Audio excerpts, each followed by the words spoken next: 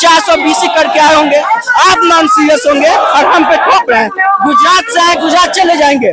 अब गुजराती में ये सब चलता होगा, बिहार में नहीं। बिहार से 74 में भी आंदोलन खड़ा था, 1857 में भी खड़ा हुआ, 1942 में क्विट इंडिया। बिहार हमेशा संघर्ष किए जा रहता है, आगे भी संघर्ष करते रहेगा। लाठी डंडा से हम लोग डरने वाले नहीं है, हम लोग यही बैठे रहेंगे जब तक हमारी डिमांड नहीं पूरी हो। बिहार पुलिस के अधिकारियों से ये जो लड़कियों पे लाठीचार्ज कर रहे हैं, क्या ये सही है?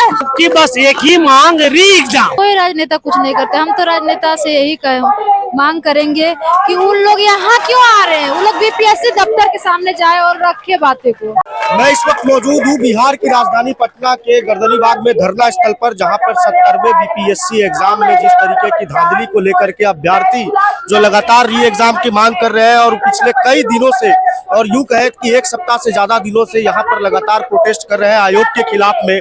और हद तो जब हो गई जब कल बीपीएससी आयोग के खिलाफ जब छात्र अपनी बातों को रखने के लिए जा रहे थे, तो इन पे कायरतापूर्ण तरीके से कह सकते हैं या बर्बरतापूर्ण तरीके से प्रशासन ने लगातार लाठियां चलाने का काम किया, जिसमें कई छात्र जो है वो घायल हो गए हैं और कई की स्थिति जो है नाजुक बनी हुई है।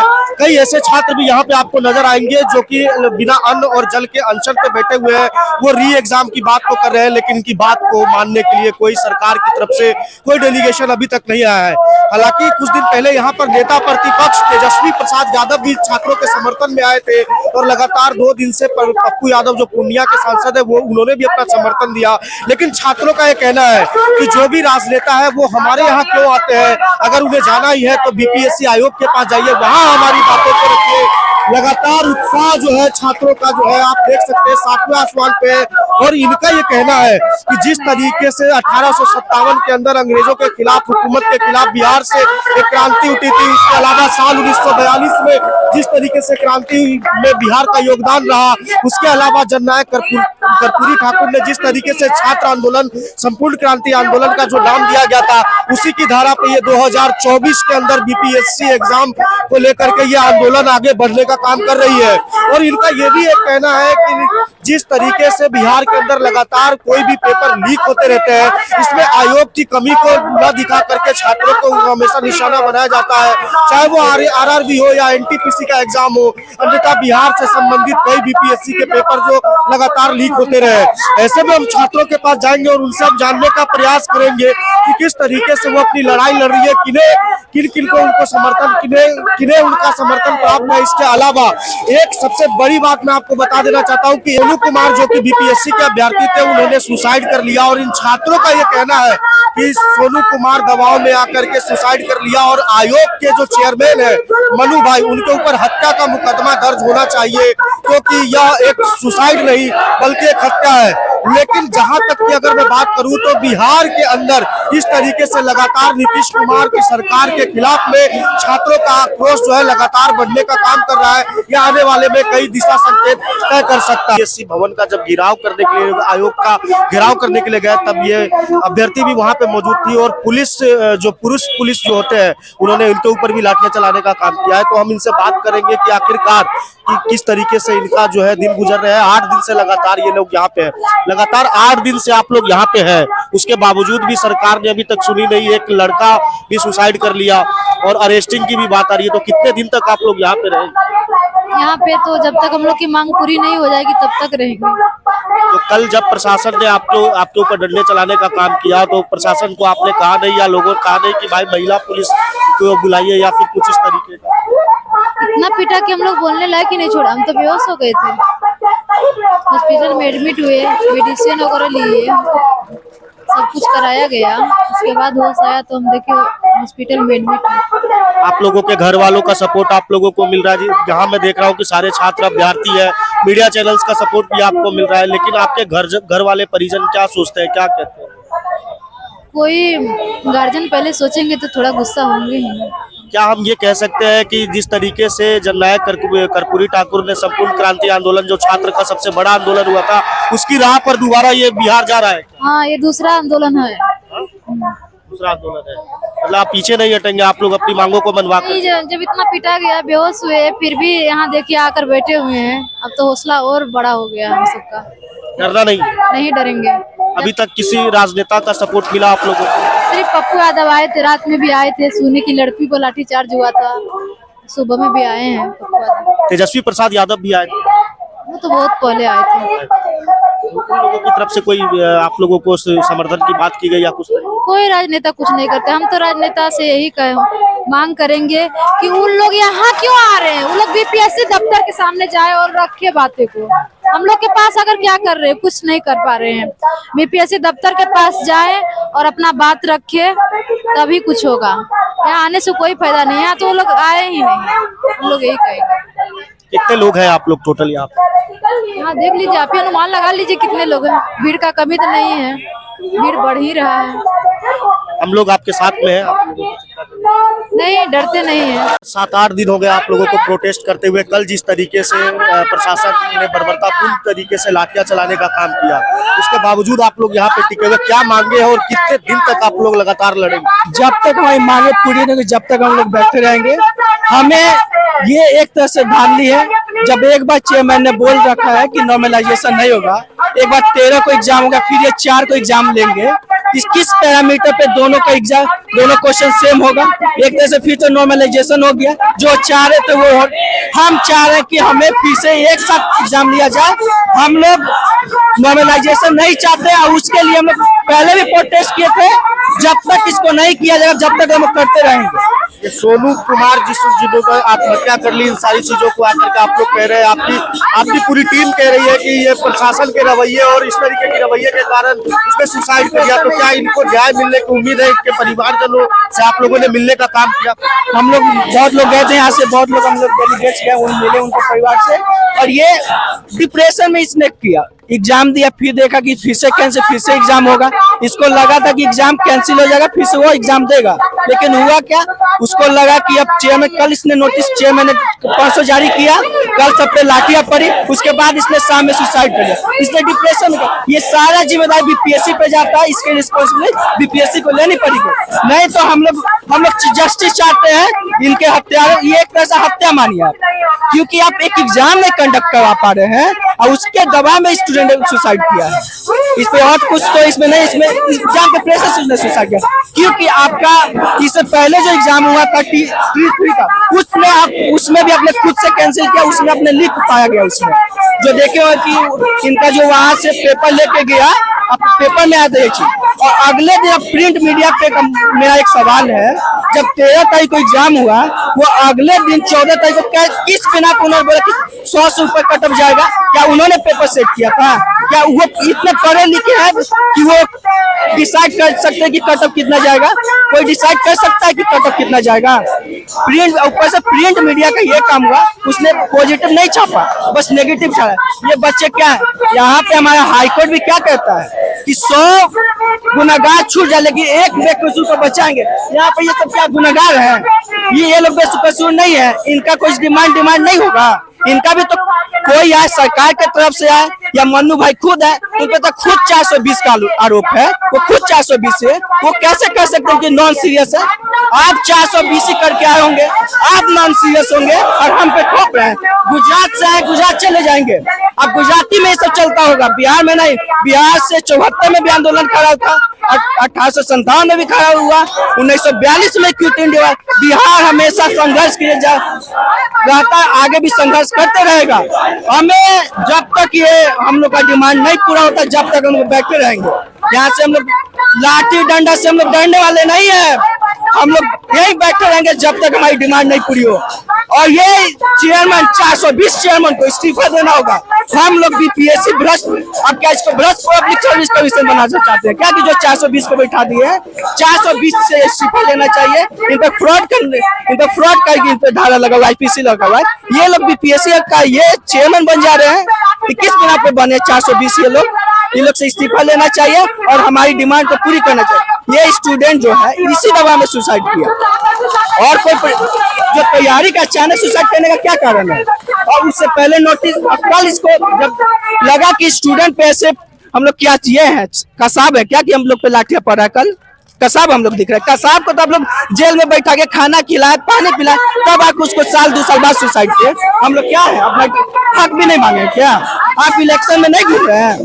प्रगति, सारा प्रगति तो यहाँ पे रुका हुआ है। ये 2000 जो अच्छे स्टूडेंट जाएंगे, उससे आपके प्रगति हो जाएगा। और लेकिन 420 ले जाएंगे पैसा देने वाले पे, वो तो अपना तिजोरी भरेगा। जो करोड़ रुपया दे के जाएगा वो तो पहले अपना तिजोरी भरेगा, वो ना जाएगा। और जो अपने मेहनत से किया है वो देश को आगे बढ़ाने का काम करेगा। अब बिहार पिछड़ापन क्यों है? इसी वजह से है। 420 कौन सा एग्जाम ये बताएं कि इनका स्वच्छ गया एग्जाम? ये वाला एग्जाम भी आप देख ही लिए, कैंसिल क्यों हुआ? कुछ इसमें धांधली हुआ तभी नहीं है, या आप में कमी तो तभी ना एग्जाम को आप दोबारा ले रहे हैं। आप एक टीचर का एग्जाम नहीं हो पाया, उससे पहले 67, 68 किस में आप ये नहीं इनको ये BPEd public service, Bihar public service, ये भ्रष्ट पब्लिक सर्विस। अब यहाँ पे चेयरमैन भी ऐसा ही लाते हैं लोग। 420 4 दिन से एक ही मांग कर रहे हैं, री एग्जाम। आप री एग्जाम करवाइए, आपको कैसे भी कंडक्ट करवाना है, करवाना ही पड़ेगा। ये आपका गलती है, आपने लीक पेपर किया तो आपका गलती है, मेरा थोड़ी गलती है। आप जैसे बोले हम लोग वैसे एग्जाम देने गए। आप सेंटर में बोलते ही 11 बजे तक जाइए, मुझसे पहले जाते हैं, 9 बजे ही पधार देते हैं, एक दिन पहले ही चले जाते हैं, फिर भी आपका लीक पेपर हो जा रहा है। ये तो आपकी गलती है ना, हम लोग क्यों कोऑपरेट करें? और हाँ, एक बात और कहना है हमारे बिहार पुलिस के अधिकारियों से, ये जो लड़कियों पे लाठीचार्ज कर रहे हैं, क्या ये सही है? हमारे बिहार में एक छवि बनी हुई है कि बिहार के लोग एक अच्छे और व्यवहारिक लोग होते हैं, जो अपने बारे में कम दूसरों के बारे में ज्यादा सोचते हैं। फिर भी बिहार की लड़कियों को ये लाठीचार्ज पेट पे मार दे रहे हैं। कुछ भी करने के लिए आप लोग तैयार है, क्यों ऐसा कर रहे हैं आप लोग? आप लोग को तो कोऑपरेट करना चाहिए। हम लोग सही मांग कर रहे हैं, गलत तो थोड़ी कर रहे हैं। हम लोग कोई गलत काम नहीं कर रहे हैं। ना हम लोग के पास लाठी है, ना हम लोग के पास गोली है कि आप लोग को मार देंगे। हम लोग धरना दे रहे हैं। आप लोग का काम बनता है कि कोऑपरेट करना है, कोऑपरेट करिए आप लोग। ये नहीं करिए, राजनीति नहीं करिए आप लोग भी। हम यही मांग करते हैं कि आप लोग एक बिहार के और एजुकेटेड फैमिली से बिलोंग करते हैं, आप लोग एजुकेटेड हैं, और हमारे बिहार पुलिस और भाई बहनों से यही निवेदन है कि प्लीज बीपीएससी एग्जाम में कोऑपरेट करिए, लाठी नहीं चलाइए। आंदोलन आगे तक चालू रहेगा। देखिए, अगर हम लोग यही मर भी जाते हैं तो हम लोग को कोई फर्क नहीं पड़ता है। वैसे भी हम लोग 2 साल से 3 साल से या बीपीएससी में तैयारी कर रहे हैं, कोई 5 साल से कर रहा है। तो अगर उन लोग का अगर नहीं होगा तो क्या मुंह दिखाएंगे, किधर जाएंगे हम लोग? हम लोग तैयारी करते हैं, मेहनत करते हैं, तो उस मेहनत का फल मिलना चाहिए, लीक करके नहीं मिलना चाहिए। और हम लोग पैसे देने वाले नहीं हैं। हम लोग इतने बड़े परिवार से बिलोंग नहीं करते हैं कि हम लोग पैसे दे देंगे आप लोग को, आप कॉन्टेक्ट करवा दीजिएगा अच्छे से एग्जाम। देखिए, आप लीक करवा रहे हैं पेपर, ये आपकी गलती है और आपको इसको मानना पड़ेगा कि मेरी गलती है, और री एग्जाम करवाना पड़ेगा, और री एग्जाम करवाइए।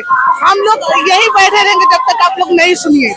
और हमारे चेयरमैन से तो क्या कहे, चेयरमैन को, उनको तो इस्तीफा दे ही देना चाहिए, क्योंकि आपसे एक आयोग संभाल नहीं रहा है, आप अच्छे से कंडक्ट नहीं करा सकते। उसमें बोलते हैं कि ये उपद्रवी है, लड़के ही खराब है, ये लोग ही मतलब आतंक फैला रहे हैं, ये लोग देशद्रोही है। क्या हम लोग दिखते हैं शकल से कहीं से? हम लोग यहाँ बैठे हुए हैं, ये लेके खड़े हैं। एक लड़का मर गया, हम ही लोग में से एक लड़का था जो मर गया। तो क्या चाहते हैं आप, सब लड़के मर जाए? जिसके पास पैसे है वही नौकरी करे, हम लोग कुछ नहीं करते। मुख्यमंत्री जी तक अगर आप अपनी बात रखना चाहें।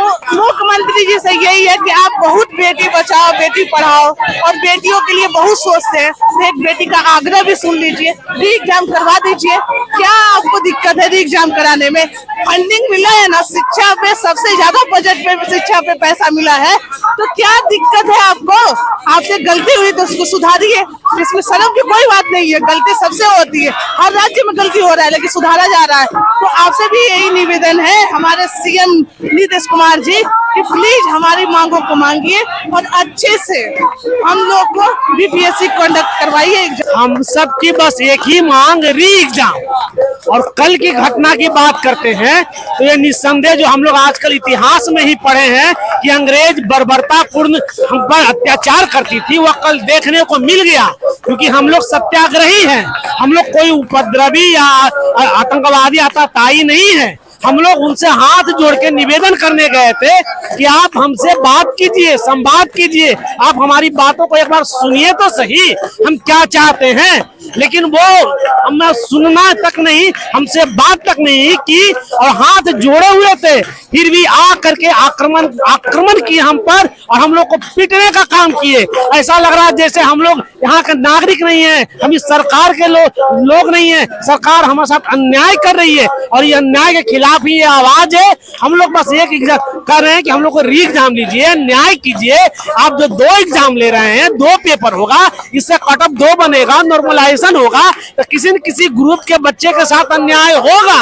ये अन्याय के खिलाफ हम लोग सत्याग्रह कर रहे हैं, हम लोग कोई हिंसा नहीं कर रहे। और जिस प्रकार से हमारे सर को आधी रात में उठा कर ले गया है, जैसे लगता है कि सरकार उनको आतंकवादी मानती है। अरे आप उनको नोटिस देते, आप उनको बुलाते, वो आपके पास नहीं जाते, तुम ना आप इस तरह से उठा कर ले जाएंगे। ये दिख रही है कि सरकार की मंशा उनकी कैसी है, वो हमारी बात नहीं सुन रही है, हम पे अत्याचार कर रही है। और अत्याचार के खिलाफ हम लोग सत्याग्रही हैं, सत्याग्रह करके उनसे अपने बात को मनवाएंगे और री एग्जाम करवाएंगे।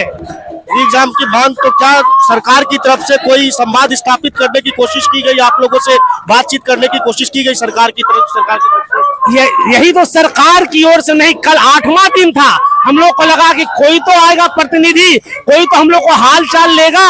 लोग अनशन पर बैठे हुए थे, जान जाने की नौबत है। ऐसी स्थिति में जब वो नहीं आ रहे थे तो हम लोग ही जा करके आयोग के गेट पे हम अपनी बात रखना चाह रहे थे कि हाथ जोड़ के विनती कर रहे थे कि आप हमारी बात सुन लीजिए।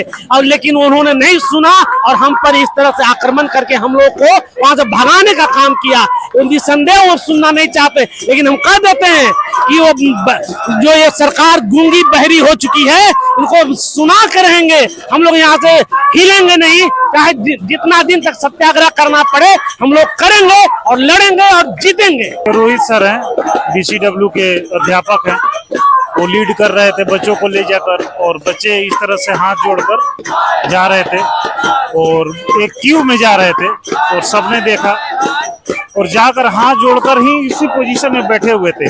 और पुलिस ने आते ही बिना कोई डिस्कोर्स के, बिना किसी डायलॉग के मारना शुरू कर दिया। और हद तो तब हो गई जब एक मेल पुलिसकर्मी ने एक बच्ची के पेट में लात मार दिया। तो इतना विभत्स घटना है, बच्ची हॉस्पिटल में है। कल एक लड़का सोनू कुमार के मरने की खबर भी आप देख ही चुके हैं। और हम सत्याग्रह पर बैठ गए हैं, और सत्याग्रह कोई प्रोटेस्ट तो है नहीं कि आप मार के हटा देंगे। देखिए, नीतीश जी महिलाओं के लिए बहुत कुछ किए हैं पिछले 15 सालों से, और बच्चों की बात भी सुनते हैं। तो ऐसा क्या है कि पिछले 10 दिनों से हमारी बात उनके कानों तक नहीं जा रही है? इसका स्पष्ट कारण है कि सरकार संलिप्त है। एकाएक पेपर के स्तर को अतुल प्रसाद जी जो SOP सेट करके गए थे, उसको एकाएक नीचे लाना, प्रश्नों को विवादित रूप से बनाना, और साथ में ये नॉर्मलाइजेशन का बखेड़ा, ये सब एक साजिश के तहत दिख रहा है। और लग रहा है कि सरकार के अधिकारी या सरकार के कुछ लोग इसमें संलिप्त हैं। हमारी बातें नीतीश जी तक तो पहुंची गई होगी, अब उनकी चुप्पी मतलब थोड़ी सी संदेहास्पद लग रही है कि अब नहीं होनी चाहिए थी, आपको बोल देना चाहिए था। अच्छा, सबसे बड़ी चीज है, आप संवाद कीजिए। अतुल प्रसाद जी बच्चों के टेम्परामेंट को समझ गए थे, संवाद करते थे ना जी कि अच्छा बेटे क्या प्रॉब्लम है। आप एज ए गार्जियन, आप एक संवैधानिक पद पे हैं, आप आइए, बोलिए क्या परेशानी है, आप अपना तर्क दें, हम अपना तर्क दें, निष्कर्ष तो निकलेगा ना। तो ये निष्कर्ष नहीं चाहते, मतलब सर्वविदित है कि ये संलिप्त है।